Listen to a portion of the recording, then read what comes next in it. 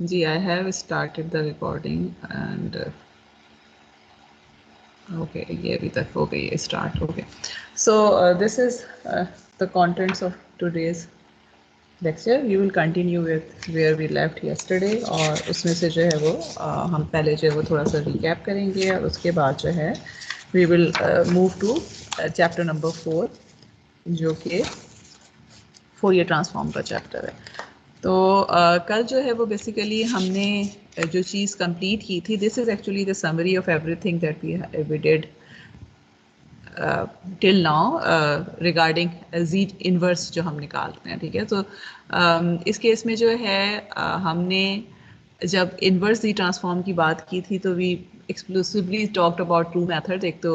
हमने जो है वो बाय इंस्पेक्शन की बात की थी and then we talked about कि आप पार्शियल फ्रैक्शन लेके किस तरह से कर सकते हैं। और वो दोनों बेसिकली मेथड्स ऑलमोस्ट जितने भी हमने एग्जांपल्स की थी उसमें हमने कंबाइन करके वो दोनों मेथड्स जो है उसको यूज़ किया हुआ था। तो इस केस में जो basically what we actually saw from all of those examples, जो कि ख़ासतौर पर डिस्टिंक्ट पोल्स की अगर हम बात करते हैं तो ओवरऑल हमारे पास जो भी पार्शियल फ्रैक्शन एक्सप्रेशन बनेगी जिसके बाद आप इन्वर्स लेके एक्स ऑफ एन निकाल सकते हैं या एच ऑफ एन निकाल सकते हैं, it would be in this form, ठीक है। अब इसमें से जो है now we actually know all of the terms के किस किस वजह से कौन कौन सी टर्म्स आ रही हैं। If you have M greater than और इक्वल टू एन तो उसमें हमने ये देखा था कि we need to divide numerator by the denominator, हमने लॉन्ग डिवीजन करनी है। और उस केस में हमारे पास इस तरह की कोई टर्म आएगी कि जिसके अंदर जो है वो हमारे पास डिनोमिनेटर विल बी 1 और हम जी इनवर्स की फॉर्म में जो है वो हमें टर्म्स मिल रही होंगी, ठीक है। Then for all the single poles, अगर हम डिस्टिंक्ट पोल की बात कर रहे हैं तो इसका मतलब है कि डबल पोल्स की अभी फिलहाल हम बात नहीं कर रहे। डबल पोल्स अगर होंगे तो definitely there will be some more terms, यानी ये वाली जो टर्म्स हमारे पास सिंगल पोल्स वाली हैं ये कम हो जाएंगी। और डबल और ट्रिपल पोल्स जो है, मल्टीपल पोल्स अगर बेसिकली हो, नॉट नेसेसरली कि दो पोल्स हों, देयर इज़ अ पॉसिबिलिटी कि आपके पास दो से ज़्यादा पोल्स भी जो है वो किसी जगह पे मौजूद हैं, तो वी नो एक्चुअली कि उस केस में we will have some other summation terms also. But in general अगर डिस्टिंक्ट की हम बात करते हैं तो उस केस में we have this thing, this factor, because of the fact अगर m is greater than equal to n, अगर m is less than m equal to n हो जाता है तो उस केस में इस फैक्टर में सिर्फ एक कांस्टेंट आ जाएगा, क्योंकि जब आप अगर ऊपर भी आपके पास सेम पावर है, नीचे भी आपके पास सेम पावर है, जब आप डिवाइड करते हैं तो you just need to multiply by a constant in order to get then cancellation जो है ये हमें मतलब डिवीजन का रूल पता है। और अगर m is less than n तो ये टर्म बिल्कुल वैनिश हो जाएगी जो पहली वाली है। जितने भी डिस्टिंक्ट रियल पोल्स हैं उनके लिए हमारे पास इस तरह की समेशन आ जाएगी। एंड देन वी सॉ कि जितनी भी डिस्टिंक्ट कॉम्प्लेक्स कॉन्जुगेट पेयर के पोल्स हैं उसमें हमारे पास कुछ इस तरह की समेशन आ जाएगी, जिसमें ये एज और बीज जो हैं दे विल भी डिपेंडेंट अपॉन, आपके पास मोस्टली हमने देखा है कि कोसाइन की फॉर्म में जो है वो आपके पास नीचे डिनोमिनेटर में तो डेफिनेटली कोसाइन की फॉर्म में एक्सप्रेशन आएगी। न्यूमरेटर में भी जो कल हमने एग्जांपल की थी उसमें कोसाइन की फॉर्म में आया था हमें, because there were two angles जो कि इन्वॉल्व थे जिनका सम और डिफरेंस वगैरह जो था वो इन्वॉल्व था। लेकिन it is not necessary, we can have just cosines in the denominator. And then जिस तरह कल भी मैंने थोड़ा सा मेंशन किया था कि इसका रीज़न जो है वो पेयर की फॉर्म में लेने का रीज़न ये है कि we want these coefficients to be real in order to implement them in real systems। तो इस वजह से हम हमेशा जो है उनको जो भी conjugate pairs होते हैं वो उनको individually नहीं लिखते बल्कि पेयर की फॉर्म में लिख रहे होते हैं। एंड देन अनदर थिंग, जो अब आप देखें कि हमारे पास जो नंबर ऑफ पोल्स हैं they will be dependent upon K N क्या है, बिकॉज डिनोमिनेटर का भी जो भी हमारे पास ऑर्डर है that is actually represented by N. और अब अगर हमारे पास सारे डिस्टिंक्ट पोल हैं तो जो ये वाली एक्सप्रेशन है which is for let me, जो पहली वाला टर्म है this is actually not, this is not contributing to the poles, non zero poles, ठीक है। ये वाली जो है इसमें आपके पास हर एक्सप्रेशन एक पोल को मेंशन कर रही है। तो इसका मतलब है कि अगर मेरे पास जो है k is going from 1 to k1 तो इसका मतलब है कि this is actually contributing k1 poles out of those n poles जो कि होने चाहिए। और ये जो लास्ट वाली टर्म है, वी नो कि each term is contributing for 2 poles because हमने 2 कॉन्जुगेट पेयर्स को कंबाइन किया हुआ है। तो इसका क्या मतलब है कि आपके पास जो है टोटल हमारे पास नंबर ऑफ n जो है it would be equal to k1 plus 2 times k2, यानी आपके पास k2 जो है अगर 4 तक जा रहा है तो इसका मतलब है कि बेसिकली 8 पोल्स हैं जिनको ये टर्म्स हैंडल कर रही हैं which are in conjugate pair. So we will always have this thing equal to number of poles के k1 प्लस 2 k2 अगर हमारे पास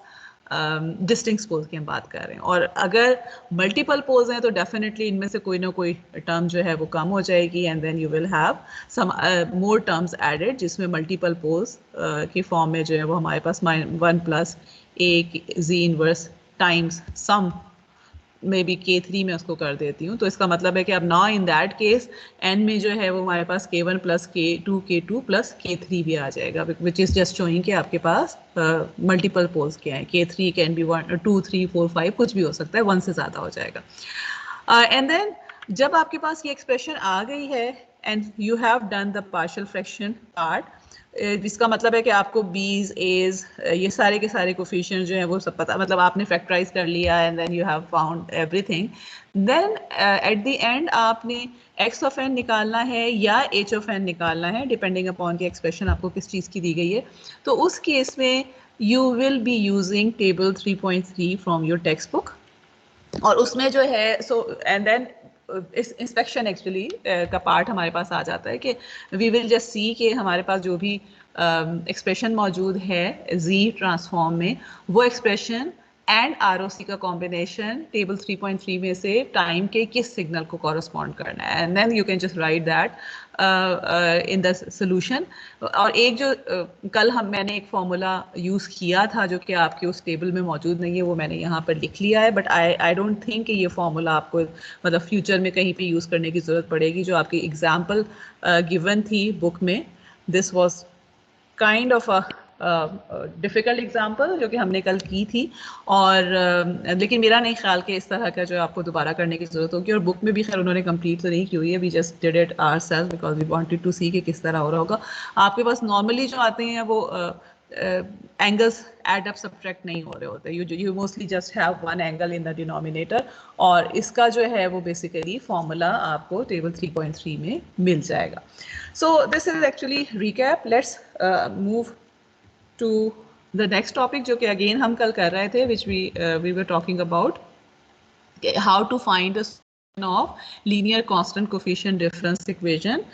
using Z transform। और हमने we started with this very simple example और सबसे पहले हमने इसको टाइम में ही सॉल्व करने की कोशिश की थी by taking different steps। और हमने जो एंड में I will not go through all of these steps again, लेकिन जो एंड में हमारे पास रिजल्ट टाइम में आया था it was something like this। कल के नोट्स में भी मौजूद है, अनफॉर्चुनेटली हमारा लेक्चर तो रिकॉर्ड नहीं हो पाया but it should be okay, notes में चीज़ें हैं मौजूद। So okay it was yes plus 1 minus alpha n plus 1 over 1 minus alpha whole raise to the whole multiplied by u of n। जी, तो हमने जो चीज़ कल देखी थी कि this is actually the solution simple, हमने किस तरीके से इसको सॉल्व किया था। We just solve it with the same manner जिस तरह से हमने सेकंड चैप्टर में जो है वो डिफरेंस इक्वेशंस को बाय जस्ट इंस्पेक्शन किया, y0 y1 y2 y3 की टर्म्स निकालते जाएं और उससे जो है वो जेनेरिक y ऑफ n जो है वो हम again bye inspection he kind of हम ले रहे हैं कि किस तरह से आपके पास क्या पैटर्न बन रहा होगा और फिर उसमें हमने समेशन वगैरह के कुछ फॉर्मूलाज अप्लाई किए थे। और इस केस में जो चीज़ याद रखें कि जो ये जो भी एग्जांपल है इस केस में they are actually talking about step response which means जी जी x ऑफ n जो है वो u ऑफ n के इक्वल है। तो इस केस में जो चीज़ हमने जहाँ पे कल डिस्कस की थी वो ये कि this solution has two parts. One part is dependent upon the initial condition which is y की प्रीवियस वैल्यू पे डिपेंडेंट है, y ऑफ -1 पे, and it can be y of -2, y of -3, depending upon के system कैसे आपके पास given है. And the other part is actually not dependent upon that, it is solely, अगर मैं इसको un से मल्टीप्लाई कर देती हूँ तो दिस इज एक्चुअली, इसकी डिपेंडेंसी जो है दिस इज बेस्ड अपॉन के आपके पास इनपुट क्या हमने दिया हुआ था. So if you want to solve for this y of n, आपको ये पता होना चाहिए कि y ऑफ इनिशियल कंडीशंस क्या हैं. और हमने बेसिकली देखा था कि we can have two types of situations. एक तो ये हो सकता है कि आपके पास रिलैक्स सिस्टम्स है, विच मीन्स के initial conditions are zeros and y of -1 equal to 0 है, जिसका मतलब ये है कि मेरे पास ये टर्म जो है वो पहली वाली टर्म जो है वो 0 हो जाएगी, एंड जो भी पूरा सोल्यूशन है वो सिर्फ और सिर्फ इनपुट की वजह से हो जाएगा. This is actually called the zero state solution, because इस केस में वी आर अस्यूमिंग कि स्टेट जिस पॉइंट से हमने स्टार्ट किया उससे पहले जो है वो स्टेट के अंदर कोई मेमोरी नहीं थी, उसका इनिशियलाइज जो भी हमने उसी टाइम पे स्टार्ट किया है, या सिस्टम स्टार्ट ही उस वक्त हुआ है जब हमने ऑब्जर्वेशन स्टार्ट किए हैं. ऑन द अदर हैंड हमारे पास जो है वो नॉन रिलैक्स कंडीशन हो सकती है, which is actually opposite of relaxed. और इस केस में जाहिर है कि ऑब्वियस सी बात है कि वी आर एक्चुअली सेइंग कि वाई ऑफ या मेमोरी है सिस्टम की, जब हमने स्टार्ट किया उस वक्त सिस्टम एक स्पेसिफिक स्टेट में था. तो इस केस में what we can see is कि अगर मैं इनपुट को 0 भी कर देती हूँ तो I will get something because of the reason कि y of -1 is non zero. और इसमें जो है इसको ज़ीरो इनपुट रिस्पॉन्स हम कहते हैं मोस्टली, जो कि उसमें 0 करके x ऑफ n को फिर देखते हैं कि पीछे क्या बच जाता है. तो because y of -n is non zero, so we will get something even अगर हम इनपुट नहीं दे रहे. अब हम जो करना ये चाह रहे थे वो ये कि can we get this whole output using z transform, which means कि मैं इस पूरे के पूरे डिफरेंस इक्वेशन को पहले z में लेके जाऊं, z में सॉल्व करूं और फिर इन्वर्स z लूं, तो क्या मेरे पास y ऑफ n जो आएगा वो यही वाला आएगा कि नहीं आएगा. और जो चीज़ हमने कल करके देखी थी वो हमने ये देखा था कि अगर we are using Z transform जिसकी हमें अभी नॉलेज है, विच मीन्स कि मैं सिंपली जो है वो इस इक्वेशन को y ऑफ z की फॉर्म में लिखती हूँ, which is a alpha z inverse y z and then plus 1 over 1 minus z inverse. और 1 over 1 minus z inverse क्यों मैंने लिखा है, because we are taking x of n to be equal to u of n, and u of n का जो z inverse z transform है, we know that it is 1 over 1 minus z inverse where z is greater than 1. ठीक है, तो फिलहाल खैर हम जो है वो मतलब फिलहाल we are not that much concern with ROC. हम ये देखना चाहते हैं कि एट द एंड जाहिर है कि ROC वुड मैटर, बट अभी हम ये देखना चाहते हैं कि इस केस में जब हम सॉल्व करते हैं तो हमारे पास क्या सोल्यूशन आ रहा होता है. और एंड में हमने ये देखा था कि जब मैं सिर्फ इन टर्म्स को आगे पीछे करके जो है y ऑफ z अगर निकालती हूँ तो y of z would come out to be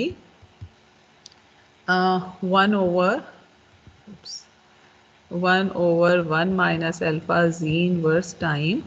1 minus z inverse. और इसको जब हम फर्दर सॉल्व करें और फिर इन्वर्स z ट्रांसफॉर्म लें तो y of n comes out to be 1 minus alpha n plus 1 over 1 minus alpha u of n, which means कि वो जो इनपुट हमारे पास जो सोल्यूशन में ये पार्ट था नॉन रिलैक्स अगर सिचुएशन हो तो ये पार्ट हम नहीं सॉल्व कर सकते, because there is no way, there is no expression जो कि y ऑफ -1 को हैंडल कर सके if we are using the z transform जो कि अभी जिसके नॉलेज हमारे पास है अभी तक.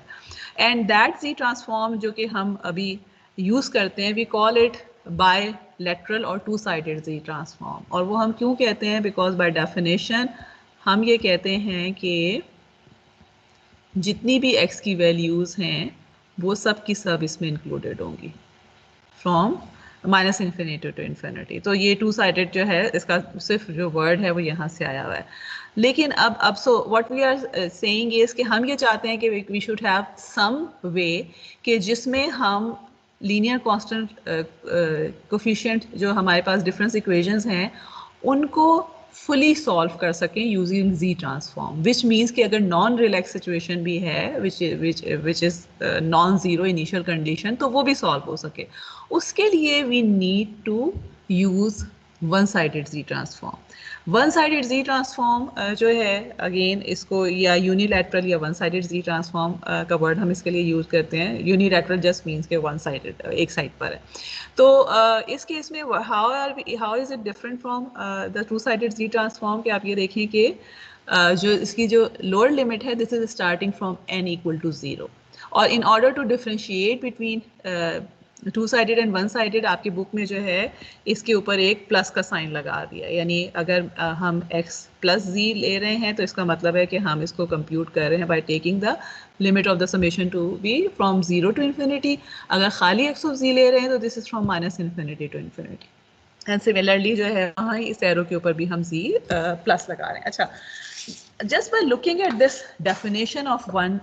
sided z transform, कुछ चीज़ें मतलब उस पर तो चले हम बाद में आते हैं ना कि how is this z transform helping us in finding solution for non-relax system। अभी जो फिलहाल हम ये देखते हैं कि इस z transform, how is this z transform different from the bilateral और टू साइडेड जी ट्रांसफॉर्म। कोई डिफरेंसेस आप, एक डिफरेंस तो चले मैंने खुद बता दिया है कि माइनस इन्फिनिटी से इन्फिनिटी है, यहाँ पे 0 से इन्फिनिटी है। लेकिन इस डिफरेंस की वजह से जी ट्रांसफॉर्म पे क्या फ़र्क पड़ रहा होगा? जो आप पहले ले रहे थे और जो अब ले रहे हैं, कैन यू जस्ट मतलब if you think about it, तो आपको क्या समझ में आ रहा है कि क्या डिफरेंस जो है वो इसमें होगा वैल्यूज़ में एक्स? जी, ओके, सो इट मीन्स के सबसे पहली जो चीज़ है वो ये कि मेरे पास जो x ऑफ n है, वो जो नेगेटिव साइड पे x ऑफ n था वो मैं ले ही नहीं रही। ठीक है, so for example let's suppose के मेरा, write it here, let's just take very simple example. Let's suppose कि x ऑफ n जो है वो मेरे पास है 1 2 3 and 4। okay, and then I have some x, इसको मैं x1 कर देती हूँ, and then I have some x2 of n which is equal to 3 2 1 2 3 and 4। okay, now अब आप लोग ना मुझे जल्दी से खुद बताएंगे, मतलब I mean ये हम इतनी दफ़ा कर चुके हैं कि मुझे लगता है कि few seconds में you should be able to tell me x1 of z क्या होगा और x2 of z क्या होगा। ठीक है, z अभी हम जो है वो बायलैटरल की बात कर रहे हैं, हमने x1 प्लस की बात नहीं की है। So what will be x1 of z? 1 देखिए this is 2 z okay raised power good, minus 1 plus okay good, 3 z raised power minus 2 plus 4 z raised power minus 3। Very good. Okay, और what will be ROC entire z plane except Infinity। z infinity या zero? Zero अगर होगा तो ये infinity पे चला जाएगा ना। ठीक है, राइट साइडेड सीक्वेंस है, बिकॉज अगर z को जीरो करेंगे तो वो डिनोमिनेटर में जाके जीरो से डिवाइड हो जाएगा ना, बिकॉज ऑफ पावर्स जो है वो। तो entire z plane except z equal to zero इसमें इंक्लूडेड नहीं होगा। अच्छा, अब कोई और मुझे बताया what will be x2 of z? Ma'am 3z की power plus 2 plus 2z okay, की power 3z, plus 1 okay good, plus plus 1 1 plus, plus 2z की पावर माइनस 1 प्लस 3z की पावर माइनस 2 प्लस 4z की power minus 3। Good, और what will be ROC? Ma'am except z infinity और zero. Okay very good, और ठीक है, ठीक है। एंटायर जी प्लेन, अब अगर फाइनाइट ड्यूरेशन है ना तो मैं पूरी कहानी नहीं लिखती, क्योंकि आपको पता है मेरी राइटिंग इस तरह की है कि आई मीन इसके ऊपर लिखना जो है वैसे ही मुश्किल है, तो मैं कम से कम लिखने की कोशिश करती हूँ। सो वी आर अस्यूमिंग कि it is entire Z plane, सिर्फ एक्सेप्ट वाली जो चीज़ है उसकी बात हम कर रहे हैं कि आइदर इट इज़ ज़ीरो और ज़ीरो इन इन्फिनिटी। ओके, नाउ ये तो हमें पता चल गया। अब हम आते हैं यूनिलैटरल या राइट साइडेड जी ट्रांसफॉर्म की तरफ। ठीक है, अच्छा, अब इस केस में अब मुझे कौन बताएगा what will be x1 plus z? ठीक है, and what will be x2 plus z? Ma'am x1z तो सेम ही रहेगा। सेम ही रहेगा। Okay, so it will be equal to z inverse plus 3z minus 2 plus 4z minus 3 and then again except z equal to 0 जो है आपके पास ROC में सब कुछ आ रहा होगा. What about x2 plus z? Ma'am उसमें 3 शुरू की जो 2 टर्म्स थे वो कैंसिल हो जाएंगे. ये नहीं आएंगे, ठीक है, ये नहीं आएंगी बिकॉज ऑफ द रीजन कि 0 से स्टार्ट कर रहे हैं. So we will have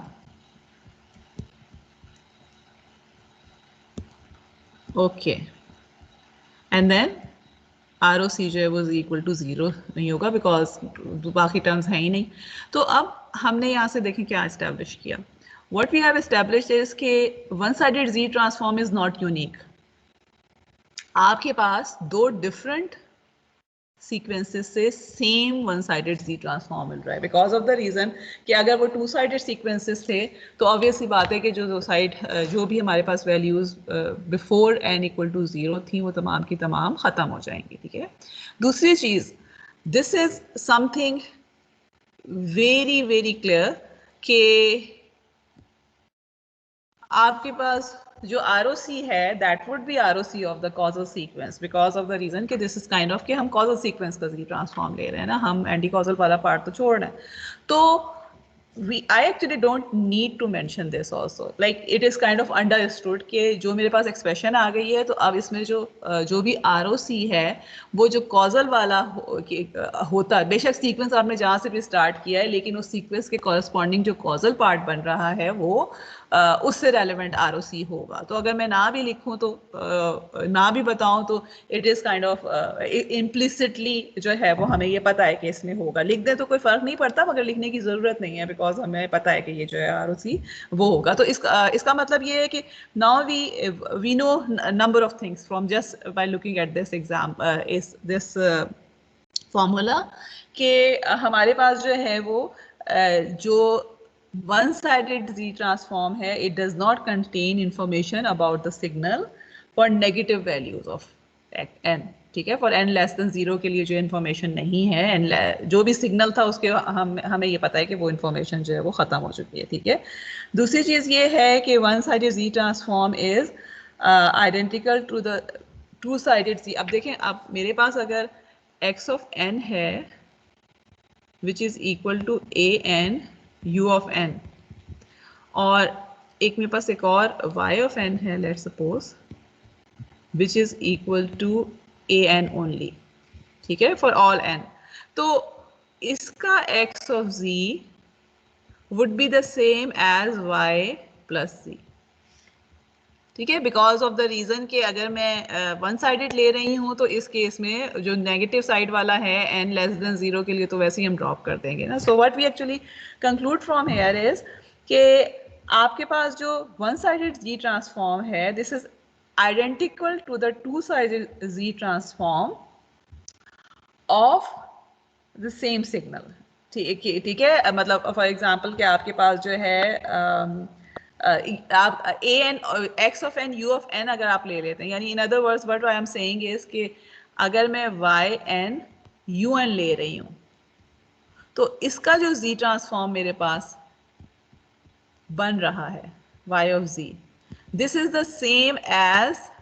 one sided Z transform of y of n. ठीक है, या इन अदर वर्ड्स हम सिर्फ ये कह रहे हैं कि टू साइडेड अगर आपके पास सीक्वेंस है तो जो अगर आप उस सीक्वेंस में से सिर्फ एक साइड या कॉजल साइड वाला अगर Z ट्रांसफॉर्म मेजर करते हैं तो that is the same as right sided Z transform और वन साइडेड Z ट्रांसफॉर्म के फॉर्मूले से आप कर रहे होते हैं which is again something obvious जो कि हमें नजर आ रहा है. ठीक है, और दूसरी चीज़ ये हमने देख ली है कि it is not unique because of the reason कि मेरे पास जिस तरह x1 और x2 लिए हैं, अगर फर्ज करें कि मेरे पास 10 सिग्नल्स भी मौजूद हैं जिसमें नेगेटिव साइड पे चीज़ें चेंज होती जा रही हैं, पॉजिटिव पे I have the same values, one sided Z transform will remain the same. तो okay, these are the differences and similarities. अब हम ये आते हैं कि how would this Z transform, one-sided Z transform, help us in solving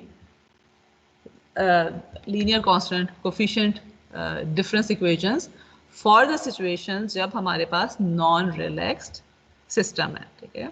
और उसके लिए जो है we will just talk about two properties. एक हम बात करेंगे time delay property की with reference to one-sided Z transform. ठीक है, और let me write it here also कि x plus z is equal to n from 0 to infinity x of n z raised to the power minus n. Okay, so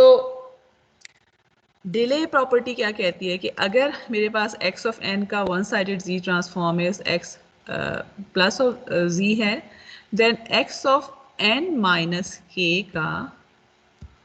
one sided z transform would be equal to z raised to the power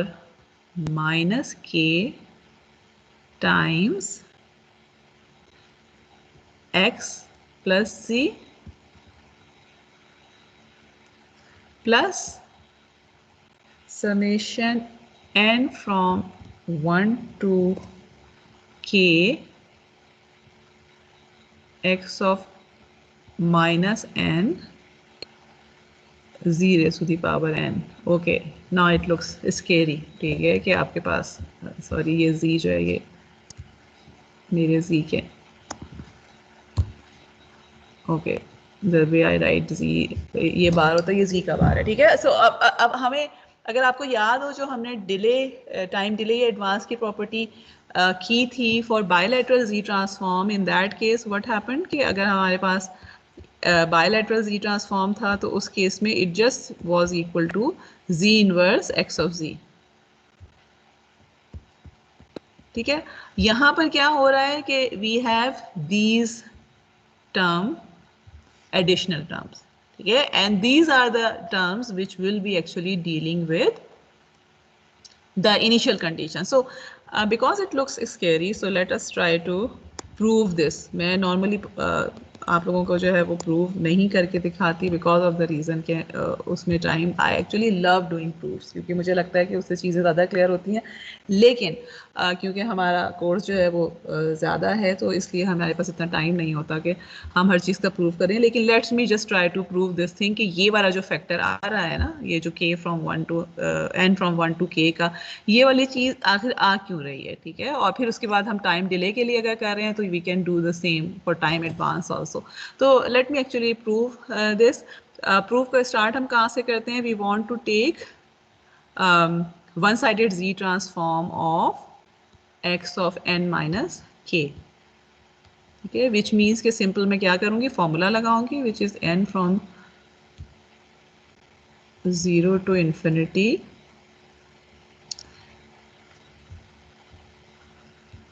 x of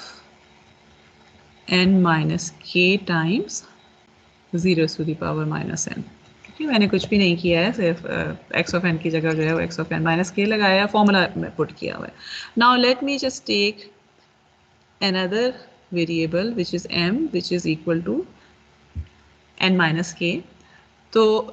when I have n equal to 0, m क्या हो जाएगा, m will be minus k, and when n is equal to infinity, m will be infinity, and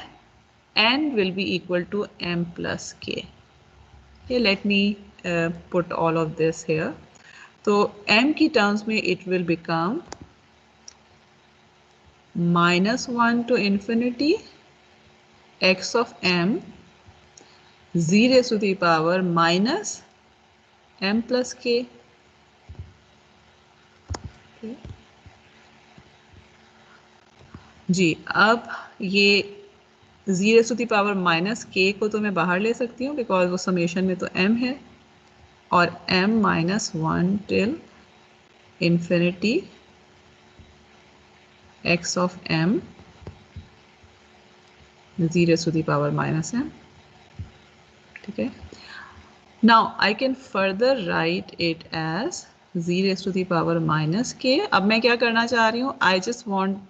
to convert, I just want to have the summation from 0 to infinity. वाली summation जो है वो मैं अलग करना चाह रही हूँ और बाकी को एक साइड पर रखना चाह रही हूँ, बिकॉज ऑफ द रीज़न कि आई नो कि मेरे पास जो है ये वाला जो है इसके फॉर्मूले में x प्लस जी के फॉर्मूले में zero to the power summation जो है वो 0 से इन्फिनिटी तक जा रही है. तो what I am doing is I am just breaking this up from m minus 1 से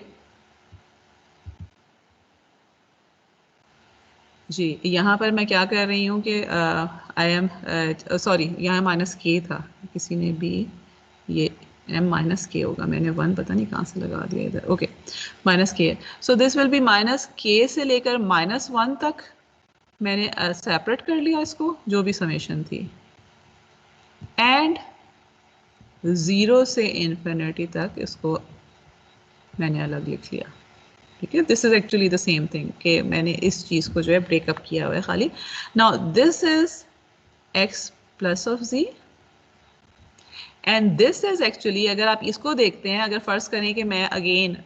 लिमिट जो है वो माइनस के से -1 के बजाय 1 से के करना चाहती हूँ, विच मीन्स कि अगेन मैं m को सम m प्राइम से रिप्रेजेंट कर रही हूँ, which is equal to -m, जो कि अगेन लिखने की हमें ज़रूरत नहीं है, बिकॉज वी नो कि this is something very trivial. यानी मैं यहाँ से जो है लिमिट में से माइनस हटाना चाह रही हूँ. सो it will become from 1 to k, and I have to multiply every variable with -1. So and then it will become x of minus m. Okay, मुझे दोबारा लिखने दें. x of minus m z raised to the power m. ठीक है, अब बस आप ये समझ लीजिए कि यहाँ पे मैंने क्या किया है, I am replacing m by -m. ठीक है, सो जो जहाँ पे माइनस था वो सब के सब जो है वो प्लस हो गए, लिमिट्स जो थी वो फ्लिप हो गई हैं. सो दिस इज एक्चुअली, अगर आप कंपेयर करते हैं तो दिस इज दैट टर्म. ठीक है, and this term is coming because of the reason कि हमारे पास जो भी सीक्वेंस था उसको हमने फॉरवर्ड डायरेक्शन में मूव किया है, तो उसकी वजह से जो है, मूवमेंट की वजह से मेरे पास जो है ये टर्म्स ऐड हो रही हैं. एंड सिमिलरली अगर ये चीज़ हमारे पास आ रही है तो इसका मतलब ये है कि अगर if we are talking about the second case जिसमें एडवांस हो रहा होगा, तो again there will be some similar terms which will be included, जो कि हमारे पास जो है वो यहाँ पर मैंने फॉर्मूला जो लिखा हुआ है वो इधर इस तरह से आ रही हैं. ठीक है, सो द थिंग इज के now what we actually know about this property is के बिकॉज ऑफ द रीजन कि this is one sided ji transform, shifting property जो है हमें डिफरेंट रिजल्ट दे रही है एज कम्पेयर टू जो कि बायलैटरल जी ट्रांसफॉर्म में होता था. और प्रॉपर्टीज भी दे रही होंगी मगर हम उनकी तरफ नहीं जाएंगे, बिकॉज ऑफ द रीजन कि हमें शिफ्टिंग प्रॉपर्टी की ज़रूरत है in order to solve linear constant coefficient difference equation for non relax situations also. तो अब हमने ये देख लिया है. Now let's move to the same example जिसको हमने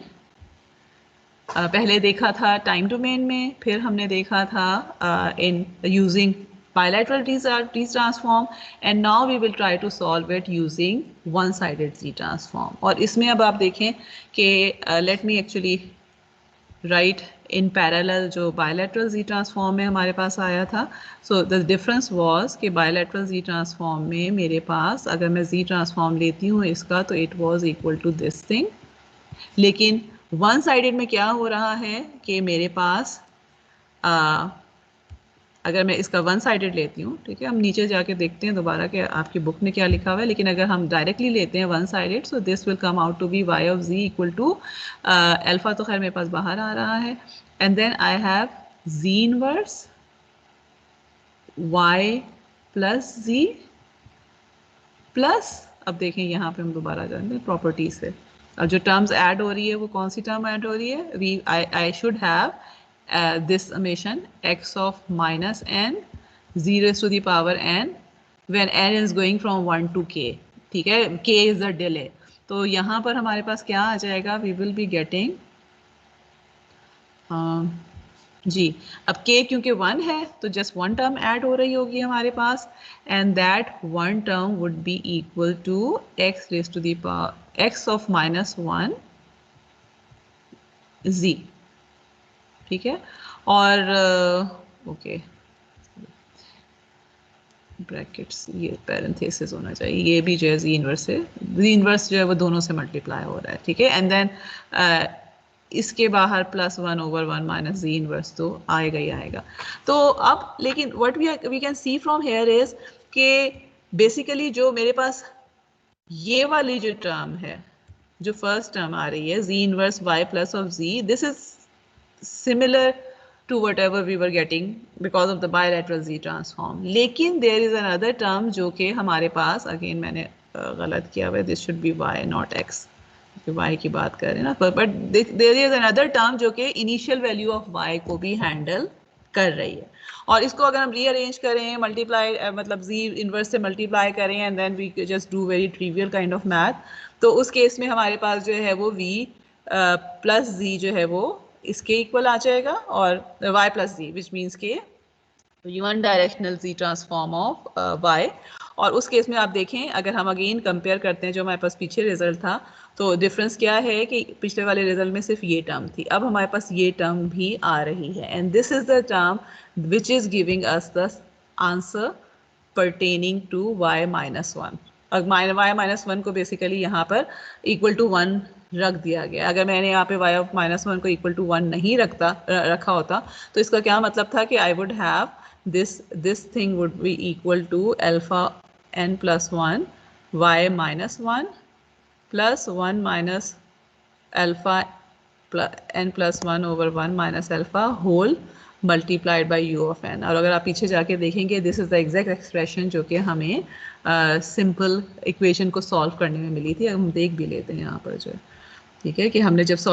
इक्वेशन को सॉल्व किया था just by using the time domain information, तो हमारे पास यही मिल रही थी। सो नाउ वी नो कि अगर हमने किसी भी केस में आपको ये कह दिया जाए कि जी आपने इनिशियल कंडीशंस नॉन ज़ीरो हैं और आप जी डोमेन में जाके उसको सॉल्व करने की करना चाहते हैं अपने जो भी प्रॉब्लम है, तो in that case instead of bilateral z transform आपको हमेशा वन साइडेड जी ट्रांसफॉर्म यूज करना होगा। Okay, this actually ends chapter number 3। अब हम जो है वो चैप्टर नंबर 4 की कुछ चीज़ें डिस्कस करते हैं, और हम कोई नई चीज़ें एज सच आज नहीं डिस्कस करेंगे। We will be just touching chapter number 4 जो कि फोरियर ट्रांसफॉर्म का चैप्टर है। और फोरियर ट्रांसफॉर्म का जो चैप्टर अगर आप ओपन करके देखते हैं, तो उसमें शुरू में फोरियर सीरीज़ भी डिस्कस है, जो कि हम नहीं करेंगे डिस्कस। मेन रीज़न ये है कि फोरियर सीरीज़ भी आपने बहुत डिटेल में की हुई है एसएनएस में, फोरियर ट्रांसफॉर्म भी इवन किया हुआ है, लेकिन फोरियर ट्रांसफॉर्म क्योंकि थोड़ी सी ज़्यादा चीज़ें हम करेंगे जिस तरह एसएनएस आपने किया हुआ है, या आप ये कह लें कि Fourier transform is a bigger domain के फोरियर सीरीज़ से, तो इसलिए जो है उसको हम दोबारा से जो है वो रीटच करेंगे। लेकिन Fourier series I would assume कि आप लोग गो को आती होगी, और अगर आपको नहीं आती तो आई वुड एडवाइस कि आप मेरा ख्याल है एसएनएस भी आप लोगों ने ऑनलाइन पढ़ा था, तो उसके लेक्चर्स भी आपके पास पढ़े होंगे। आई विल ट्राई कि अगर मुझे कहीं से जो है किसी और लेक्चर का लिंक मिल जाता है तो वो भी मैं आपके साथ शेयर कर लूँ, तो you can just look at that in order to revise. लेकिन before we start next chapter, एक तो यदि का कोई क्वेश्चन है यहाँ तक से रेलिवेंट तो आज के लेक्चर से तो पूछ लीजिए, और अगर नहीं है तो I would like to ask one question कि what is the difference between Fourier series and Fourier transform? Ma'am Fourier series हम लोग पीरियोडिक ओके, पीरियोडिक सिग्नल्स के लिए करते हैं, ठीक है। एंड फोरियर ट्रांसफॉर्म जो है वो बेसिकली द आइडिया इज कि Fourier transform is for a periodic signal, ठीक है। और but you must have seen कि आप इवन फोरियर ट्रांसफॉर्म के थ्रू जो है वो पीरियोडिक सिग्नल का भी जो है वो फ्रीक्वेंसी डोमेन में एक्सप्रेशन निकाल सकते हैं। तो वी कैन एक्चुअली से कि फोरियर ट्रांसफॉर्म जो है वो that is something kind of a super set के जिसमें पीरियोडिक और ए पीरियोडिक सिग्नल्स दोनों के दोनों इंक्लूडेड हो जाते हैं, बट बाय डेफिनेशन जो है वो ए पीरियोडिक सिग्नल के लिए फोरियर ट्रांसफॉर्म करते हैं। एंड जब आपने उसको प्रूव किया होगा तो यू वुड हैव सीन कि हम बेसिकली ये कहते हैं कि ए periodic signal is a periodic signal जिसका पीरियड इन्फिनिटी है, और फिर वो लेकर हम फोरियर सीरीज के थ्रू जो फोरियर ट्रांसफॉर्म तक पहुंच रहे होते हैं, ठीक है। तो बेसिक डिफरेंस जो है वो ये है। What is the similarity between both of them? What are both of them doing? Ma'am इनके डिस्क्रीट होती हैं। ओके, और ठीक है, और ये आपको दे क्या रहे होते हैं इंफॉर्मेशन? ट्रांसफॉर्म अगर फोरियर सीरीज से भी क्या इन्फॉर्मेशन मिल रही होती है, और फोरियर ट्रांसफॉर्म से भी क्या इन्फॉर्मेशन मिल रही होती है? जी फ्रीक्वेंसी डोमेन के लिए frequency domain okay so that is actually Fourier series अगर आपको याद हो फोरियर सीरीज में आपको कोफिशिएंट्स मिल रहे होते थे और those coefficient would tell you कि डिफरेंट फ्रीक्वेंसी डोमेन्स के जो भी हमारे पास सिग्नल्स हैं वो डिफरेंट फ्रीक्वेंसीज कितना कंट्रीब्यूट कर रही हैं ठीक है और बेसिकली आप ये कह सकते हैं कि सीरीज में जो है पीरियोडिक सिग्नल्स जब होते हैं तो आपके पास काइंड ऑफ डिस्क्रीट फ्रीक्वेंसीज होती हैं not discrete exactly but the thing is कि आपके पास स्पेसिफिक फ्रीक्वेंसीज होती हैं जो कि एग्जिस्ट कर रही होती हैं जबकि फोरियर ट्रांसफॉर्म में यू वुड हैव नोटिस कि जो कंटिन्यूस स्पेक्ट्रम आ रहा होता है विच मीन्स के what we are saying is कि जो हमारे पास aperiodic signals हैं they kind of have continuous frequencies या बहुत ज़्यादा frequencies जो infinite many frequencies जो हैं वो उसमें kind of included होती हैं but in any case both of them are giving us the information about what frequency components are included in a circuit and then remember this thing कि जब आप Fourier domain में जा रहे हैं तो you are losing all the information about time ठीक है टाइम डोमेन में you don't have any information about frequency for example let's suppose कि मेरे पास जो है वो this is a simple okay let me just let's suppose कि मेरे पास एक सिग्नल है which is something like this है तो ये पीरियोडिक ठीक है ओके मैं इसको पीरियोडिक बना नहीं पा रही but I am just trying to say कि ये एक साइकिल है जो कि रिपीट होता चला जा रहा है ठीक है but just by looking at it even though it is periodic but just by looking at it I may not be able to figure out कि इसकी फ्रीक्वेंसी क्या थी मगर मुझे इतना ज़रूर पता है कि अगर मैं आपको ये कहती हूँ कि दिस इज़ एक्स ऑफ अच्छा अब अगेन मैंने जो है वो टाइम कंटिन्यूस बना लिया है but we will have the same thing in discrete domain also but the thing is कि अगर मैं आपको कहती हूँ कि t इक्वल टू ये जो टाइम है ये 0 से लेकर 10 सेकेंड्स तक का है तो t इक्वल टू 1 पे क्या इन्फॉर्मेशन है तो that is not something difficult for you to figure out कि आप t इक्वल टू 10 देखेंगे 1 देखेंगे और फिर वहाँ से बता देंगे कि कितना एम्पलीट्यूड था ऑन द अदर हैंड अगर मैं फ़र्ज़ करें कि इसी का जो है वो हम फ्रीक्वेंसी डोमेन का सिग्नल ले रहे हैं and I have given you कि जी ये 5 किलो है ये जो है वो 6K है एंड मे बी ये जो है वो 1K है and so fourth so what this is telling you is कि अब ये तीनों फ्रीक्वेंसीज इसके अंदर मौजूद थी जिसकी वजह से ये पीरियोडिक सिग्नल बन रहा था ठीक है बट यू डोंट एक्चुअली मैं अगर आपसे ये कहूँ कि अच्छा मुझे ये बताएं कि ये 5K जो है ये किस जगह पे थी कितने टाइम पे मौजूद थी you don't have that information available that because जब आप एक टाइम डोमेन से फोरियर डोमेन में गए हैं तो आपने वो इन्फॉर्मेशन लूज कर दिया ये बताने का मकसद जो है वो सिर्फ ये था कि in future you will talk about some transformation for example wavelet transform है जिसमें हम समहाउ ये या short time Fourier transform even होती है कि जिसमें हम टाइम और फ्रीक्वेंसी दोनों की जो है इंफॉर्मेशन को समहाउ एक्सट्रैक्ट कर सकते हैं simultaneously and in most of the cases that is something important also कि आप ये चाहते हैं कि आपको ये नहीं सिर्फ पता हो कि इस सिग्नल में ये फ्रीक्वेंसीज हैं आपको ये भी पता हो कि ये सिग्नल किस टाइम पे कौन सी फ्रीक्वेंसी दे रहा है and that actually is important in the case of real example मैं आपसे बात कर रही हूँ और आप अगर इस वॉइस सिग्नल को एनालाइज करना चाहते हैं तो सिर्फ दिस इज नॉट इम्पॉर्टेंट कि किस टाइम पे जो है वो मैंने क्या किस टाइम यानी ओवरऑल जो है मेरी फ्रीक्वेंसी रेंज क्या है इट मे बी इम्पॉर्टेंट कि अच्छा मे बी आई हैव सम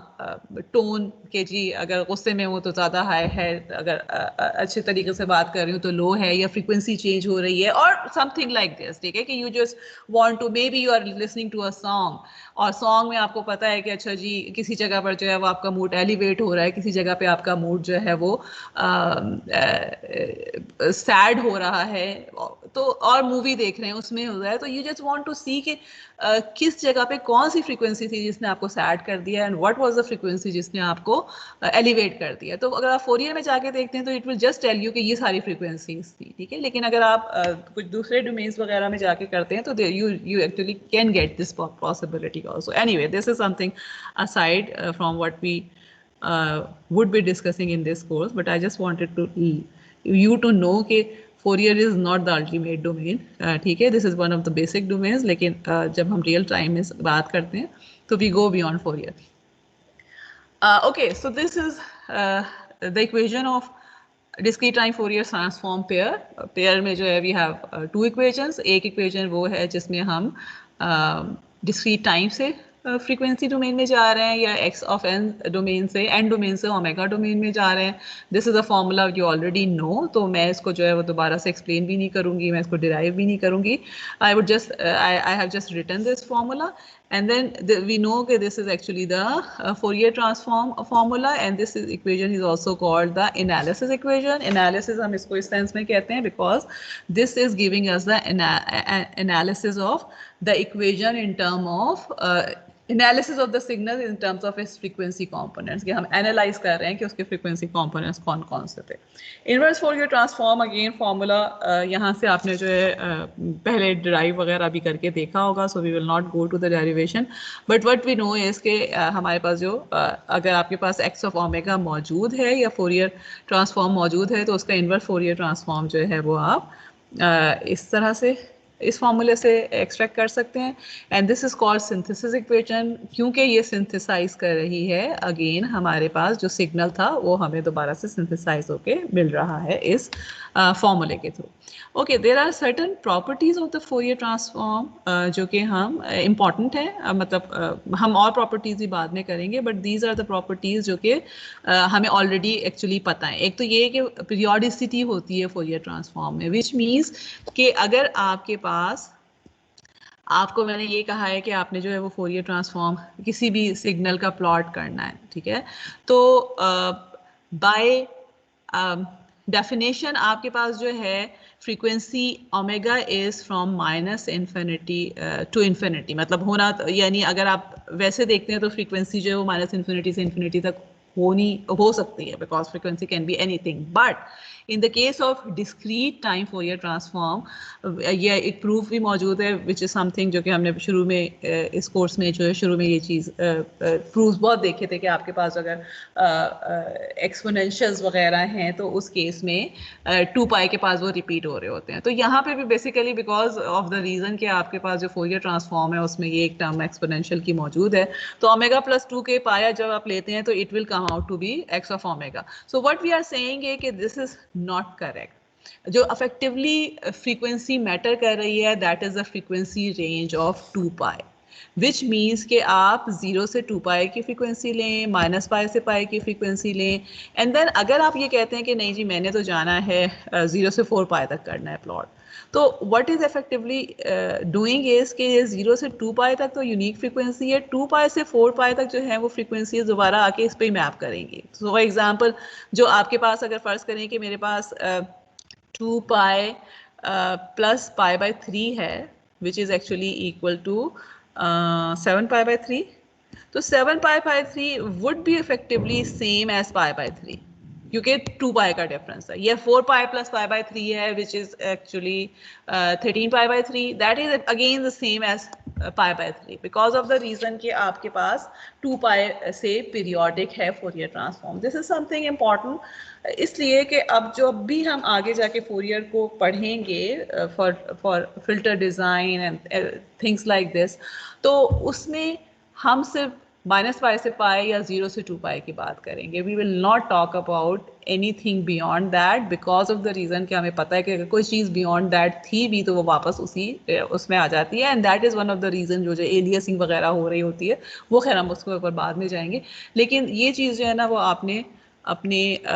दिमाग में बैठा लेनी है कि जब भी हमने फोरियर ट्रांसफॉर्म की हम बात कर रहे हैं तो हमारे पास जो रेंज है that is defined for 2 pi only, and mostly we take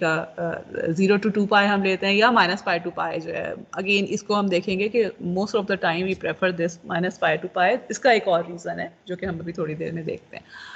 again this was something जो कि रिकैप था आपके पिछले उससे. There is another thing, again मैं इसको प्रूव भी नहीं करूँगी बिकॉज प्रूव इसका बहुत ज़्यादा जो है वो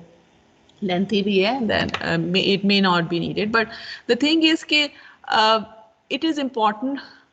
अगर आप फोरियर ट्रांजिस्टर, हमने देखा था कि जी ट्रांसफॉर्म की जब हम बात करते हैं तो रीजन ऑफ कन्वर्जेंस इंपॉर्टेंट होता है, बिकॉज रीजन ऑफ कन्वर्जेंस का मतलब है कि उस जगह पर जी ट्रांसफॉर्म एग्जिस्ट कर रहा है, वो डाइवर्ज नहीं कर रहा है, इन्फिनिटी तक वैल्यू नहीं जा रही. Similarly in the case of Fourier transform also we would like to see कि आपके पास एक्स ऑफ एन किस तरह का हो तो आपको कन्वर्ज फोरियर ट्रांसफॉर्म करेगा, कन्वर्जेंस मीन के फोरियर ट्रांसफॉर्म एग्जिस्ट करेगा। तो उसके लिए जो है वो सिंपल सी इक्वेशन है, वी नो कि एक्स ऑफ ओमेगा का अगर हम मैग्नीट्यूड का फॉर्मूला लेते हैं तो this is simply equal to this thing, and this thing का मतलब क्या है, इसमें e raise to the power j omega n का भी मैग्नीट्यूड है which is equal to 1, so this is effectively equal to summation of absolute value of x of n, which is saying कि और अगर ये चीज लेस देन इन्फिनिटी है तो इसका मतलब है कि this is again less than infinity. So what we are saying is कि अगर हमारे पास signal is absolutely summable, which means के सिग्नल का आप वैल्यू जो है उसको सम कर रहे हैं, एब्सोल्यूट वैल्यू उसको सम कर रहे हैं from minus infinity to infinity, and it is coming out to be less than infinity, तो इसका मतलब है कि आपका फोरियर ट्रांसफॉर्म कन्वर्ज कर रहा है और एग्जिस्ट करता है, ठीक है। And then sometimes there are certain signals के जिसमें ये चीज़ नहीं होती, तो उसमें हम फिर स्क्वायर समेबल को चेक कर रहे होते हैं, but let's not go there because हम इसको जो है वो डिस्कस नहीं कर रहे for the time being. What we conclude from this slide is कि आपके पास फोरियर ट्रांसफॉर्म को कन्वर्ज करने के लिए जिस सिग्नल का फोरियर ट्रांसफॉर्म ले रहे हैं उसको एब्सोल्युटली समेबल होना चाहिए, ठीक है। इसके अलावा okay, Parseval relationship. Can anyone tell me what does Parseval relationship or Parseval theorem say in case of Fourier transform और Fourier series? आप लोगों ने पढ़ा होगा ना, ये प्रॉपर्टी पढ़ी थी कि नहीं पढ़ी थी पार्सेवल? पढ़ी है, ओके। सो क्या कहती है इन जनरल, क्या होता है पार्सेवल थ्योरम? मैम इसमें आई थिंक जो ये पावर और एनर्जी को रिलेट कर रहा होता है। ओके ओके, ठीक है। और किस तरह कर रहा होता है, टाइम में कर रहा होता है या फ्रीक्वेंसी में कर रहा होता है या टाइम एंड फ्रीक्वेंसी में कर रहा होता है? मैम फ्रीक्वेंसी में कर रहा होता है। Okay okay, anyone else, any comment? Okay, basically again Parseval जो थ्योरम है या रिलेशनशिप है, दिस इज समथिंग जो कि सिर्फ आपको फोरियर में नहीं मिलेगा, आपको किसी भी ट्रांसफॉर्म में अगर आप जाते हैं ना तो प्रॉपर्टीज़ में मोस्टली जो है वो पार्सेवल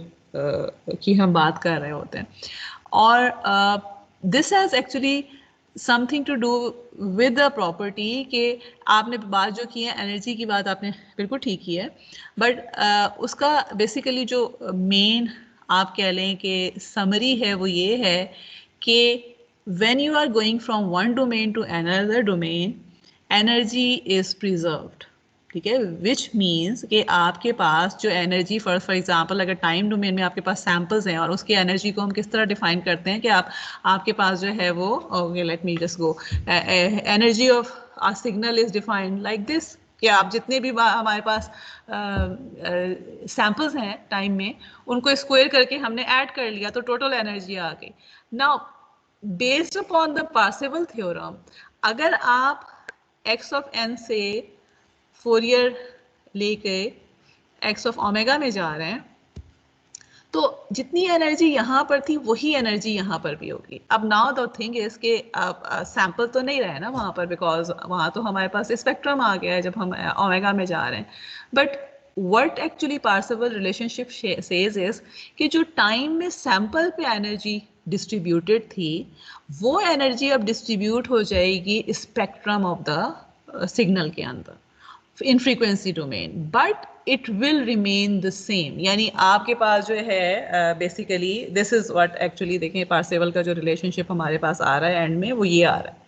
ठीक है, एंड दिस इज सिंपल सा प्रूफ है जिसके थ्रू आ रहा है। But what it is telling you is effectively कि जो एनर्जी थी अगर आप टाइम में है तो आप इस तरह से निकाल रहे हैं उसको, और अगर आप फ्रीक्वेंसी में है तो जो फोरियर जो स्पेक्ट्रम था उसका स्क्वायर लेके उसको आप अगर इंटीग्रेट कर रहे हैं from minus pi to pi और 1/2 पाई से डिवाइड कर रहे हैं तो this is giving you the same information as the information in the energy in the time domain, और in other words energy is transform from time to energy to Fourier domain, और वहाँ पर जो है दैट इज एक्चुअली प्रिजर्व, ठीक है। और वो प्रिजर्वेशन में ये जो 1/2 पाई का फैक्टर है that is just for normalization purposes. Again मैं इसको क्योंकि हम प्रूव वो इतना जो है उसके डिटेल में दोबारा नहीं जाएंगे बिकॉज ऑफ द रीज़न के ये एक तो ऑलरेडी आप लोगों ने किया हुआ है, but what you need to remember इस पार्सेवल को हम अक्सर और बेशतर लिफ्ट इतनी नहीं कराते, but this is one of the most important relationships for different domains because of the reason के it is just telling. For example अगर फर्ज करें यही पार्शियल रिलेशनशिप फोरियर सीरीज के लिए होता तो इसके बजाय अगर आपके पास यहाँ पर कोफिशिएंट्स होते, ठीक है, कि समेशन ऑफ ए के जो भी कोफिशिएंट्स होते हैं, ठीक है, सम फॉर्म में स्क्वायर की फॉर्म में होते हैं, so that would be just telling कि जो सैंपल्स में थे एनर्जी वो कोफिशिएंट्स के अंदर ट्रांसफर हो गई है, ठीक है, but it is not destroyed और क्रिएटेड. वो जो एनर्जी प्रिजर्वेशन है that actually remains the same, energy जो है वो सेम रह रही है लेकिन it is just changing the domain. अच्छा, इसमें जो प्रूव है that is not difficult. I will just go through it in 1 minute. और उसमें जो है सिर्फ अब क्या हो रहा है, एक तो okay, because there are certain again reminders जो कि इस प्रूफ में आपको रिकॉल करने की ज़रूरत है, तो इसलिए मैं इसको करूँगी. एक तो ये याद रखें कि किसी भी सिग्नल में अगर आप उसका एब्सोल्यूट वैल्यू का स्क्वायर लेते हैं तो this is equal to the signal multiplied by its conjugate. ठीक है, कि this is actually the formula जो कि आपने बेसिकली अगर आप किसी भी सिग्नल को उसके कॉन्जुगेट से मल्टीप्लाई करें, so okay let me just say कि x of n is equal to x1 of n, ये रियल है, प्लस j या x1 ऑफ n के बजाय x रियल ऑफ n कर देती हूँ मैं, n plus j x imaginary of n. ठीक है, अब अगर मैं आपको कहती हूँ कि जी एब्सोल्यूट वैल्यू का स्क्वायर लेना है, तो इसका क्या मतलब है कि basically you are taking x square real square plus imaginary square, और जब आप इसको इस तरह से मल्टीप्लाई कर रहे हैं तो you are getting the same thing. ठीक है, सो इन अदर वर्ड्स आपके पास जो है this relationship holds no matter what signal you are talking about. ठीक है, कि आपके पास जो है, और अगर आपके पास सिग्नल है ही रियल तो फिर एक्स को उसके साथ मल्टीप्लाई करके आपके पास ये वाली चीज़ आ जाती है. सो ये जो प्रूफ है इसमें we have started from this thing, और इसमें हमने क्या किया है, एक्स ऑफ एन को उसी तरह रहने दिया है. अब एक्स ऑफ एन का अगर मैं फॉर्मूला लिखती हूँ, जो मेरा सिंथेसिस का फॉर्मूला था, then it is actually equal to x of omega e j omega n d omega. ठीक है, तो हमने जो है एक्स कॉन्जुगेट ऑफ एन लिया है, विच मीन्स कि मेरे पास क्या हो रहा है, इसका भी कॉन्जुगेट आ जाएगा और यहाँ omega will be replace by minus omega. So this is what we have written in place of x conjugate of n. और उसके बाद जो है इंटेग्रल और समेशन जो है वो लीनियर ऑपरेटर्स हैं. लीनियर ऑपरेटर्स का क्या मतलब है कि आप इनको इंटरचेंज कर सकते हैं, आगे पीछे कर सकते हैं. तो इसमें जो है वो हमने इंटेग्रल को बाहर लिख लिया है, समेशन को हम अंदर लेकर आ गए हैं. This is actually equal to x of omega, and बाहर हमारे पास जो चीज़ है वो x कॉन्जुगेट ऑफ ओमेगा है. अगेन हमने ये फार्मूला देख लिया है, अगर आप x कॉन्जुगेट ऑफ ओमेगा को x ऑफ ओमेगा से मल्टीप्लाई कर रहे हैं, it would give you x of omega absolute value square. So this is what we are getting, and वहाँ यहाँ से जो है वो ये रिलेशनशिप आ रही है. मैं यहाँ पे रोक देती हूँ. जस्ट वन थिंग, ये जो चीज़ है x ऑफ ओमेगा स्क्वायर, इसको हम एनर्जी स्पेक्ट्रल डेंसिटी कहते हैं, and this is something which is important when we talk about Fourier transform. तो अगला जो लेक्चर है वो हम स्टार्ट करेंगे फ्रॉम